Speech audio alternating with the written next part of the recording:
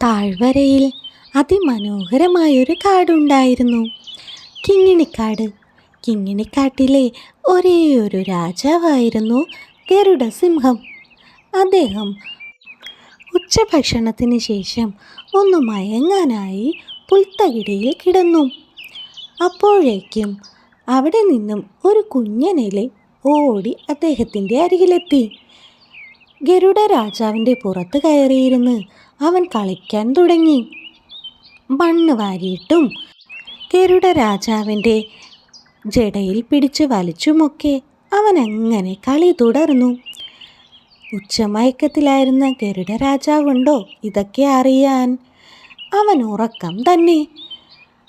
പെട്ടെന്ന് അവൻ എന്തോ ശബ്ദം കേട്ട് ഞെട്ടി ഉണർന്നു. അപ്പോഴേക്കും തൻ്റെ പുറത്ത് കയറിയിരുന്ന് കളിക്കുന്ന കുഞ്ഞനെലിയെ അവൻ കണ്ടു. കുഞ്ഞനെലിയെ കണ്ടതും ദേഷ്യം കൊണ്ട് ഗരുഡ രാജാവ് അലറി വിളിച്ചു.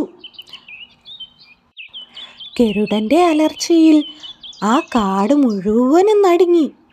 കുഞ്ഞനെലി പേടിച്ച് വിറച്ചുപോയി. അവൻ ഓടാൻ തുടങ്ങി. പാവം കുഞ്ഞനെലി. അവൻ ഓടി ഓടി തളർന്നു. ഇന്ന് എന്നെ സിംഹരാജൻ പിടിച്ചു തിന്നത് തന്നെ. അവൻ കരഞ്ഞുകൊണ്ട് ഓടാൻ തുടങ്ങി. എങ്കിലും അവന് സിംഹരാജാവിൻ്റെ മുൻപിൽ പിടിച്ചു നിൽക്കാനായില്ല. ഒടുവിൽ കുഞ്ഞനെലി കീഴടങ്ങാൻ തീരുമാനിച്ചു. അങ്ങനെ കുഞ്ഞനെലി രാജാവിനോട് അപേക്ഷിക്കാൻ തുടങ്ങി. രാജാവേ, ഞാൻ കുഞ്ഞു ജീവിയാണെങ്കിലും എന്നെങ്കിലും അങ്ങയ്ക്ക് എന്നെക്കൊണ്ടൊരു സഹായം വന്നാൽ ഞാൻ ചെയ്തു തന്നേക്കാം.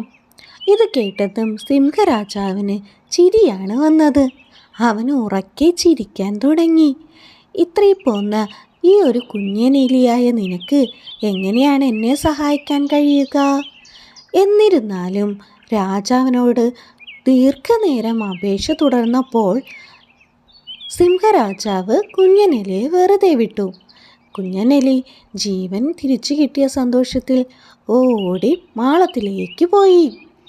കുറച്ചു ദിവസങ്ങൾ കഴിഞ്ഞപ്പോൾ സിംഹരാജാവ് കാട്ടിൽ വേടന്മാരൊരുക്കി വെച്ചിരുന്ന ഒരു വലയിൽ കുടുങ്ങി. അവൻ കാട് നടുങ്ങുമാറ് ഉറക്കെ അലറി. അവൻ്റെ അലർച്ചയിൽ കാട് മുഴുവനും നടുങ്ങി. അങ്ങ് അകലെയായിരുന്ന കുഞ്ഞനെലി സിംഹരാജാവിൻ്റെ അലർച്ച കേട്ടു. ഇത് സിംഹരാജനല്ലേ? സിംഹരാജന് എന്തോ അപകടം പറ്റിയിട്ടുണ്ട്. കുഞ്ഞനെലി ഓടി അവിടേക്കെത്തി. കണ്ടപാടെ അവൻ്റെ കുഞ്ഞു പല്ലുകൾ കൊണ്ട് അവൻ കയറുകൾ ഓരോന്നായി കടിച്ചു മുറിക്കാൻ തുടങ്ങി. അങ്ങനെ ദീർഘനേരത്തെ പരിശ്രമത്തിനൊടുവിൽ രാജാവിനെ കയറുകളിൽ നിന്നും അവൻ മോചിപ്പിച്ചു.